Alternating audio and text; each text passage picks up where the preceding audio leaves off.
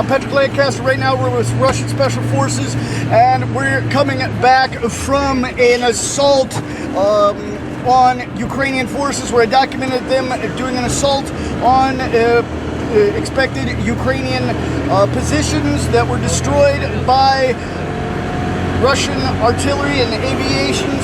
And now we've got reports of a civilian killed by a Ukrainian kamikaze drone, and we're going to the location to document what we can of this horrible situation of the continuation of civilians being targeted by Ukrainian forces. Сейчас тоже небезопасно ехать, сейчас камикадзе, дроны летают здесь.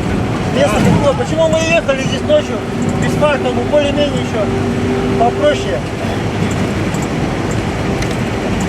Сейчас в Украине вам покажем труп. Вот, вчера они подбили гражданское население, оно приезжает сюда, смотрит дома, не дома, как вообще.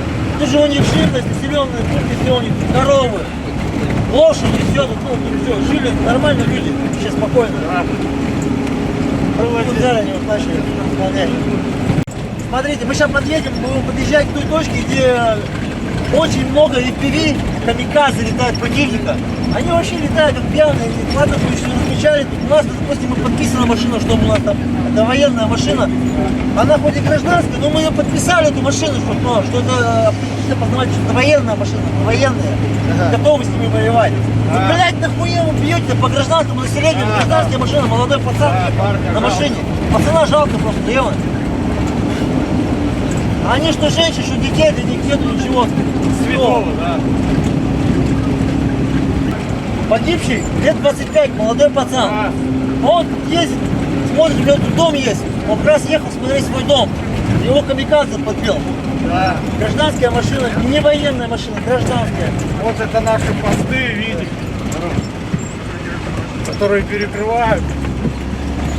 Нас здесь Ахмат, спецназ, все знают, особенно батальон Каштана также все знают. Мы пришли, когда сюда навели шороха. Вот видите, здесь населенный пункт, по сути говоря. Здесь населенный пункт.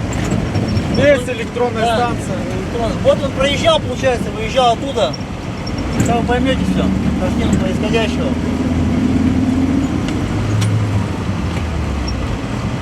Вот, Патрик. Сейчас выйдем. Давай. Патрик, давай, сам снимешь или тебе помочь? Ну, если ты можешь помочь. Да.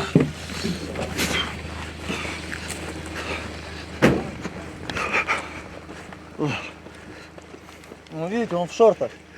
Это гражданское лицо, пацан молодой. Когда это был? Камикадзе. Ударил камикадзе. Видите, это видно, что камикадзе. Это пацан молодой, вот он ездит, он на рыбалку ездит. Сетки-то, все. То есть такая, все, уходит. And as you can see here, we have got a civilian killed by a purportedly Ukrainian kamikaze drone.